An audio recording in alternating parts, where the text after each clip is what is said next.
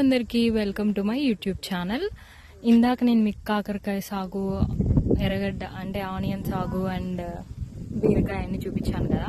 ఇదైతే పచ్చిమిర్చి అనమాట. ఇది మా మామయ్య వాళ్ళు వేశారు. అంతా మా వాళ్ళదే అనుకోండి.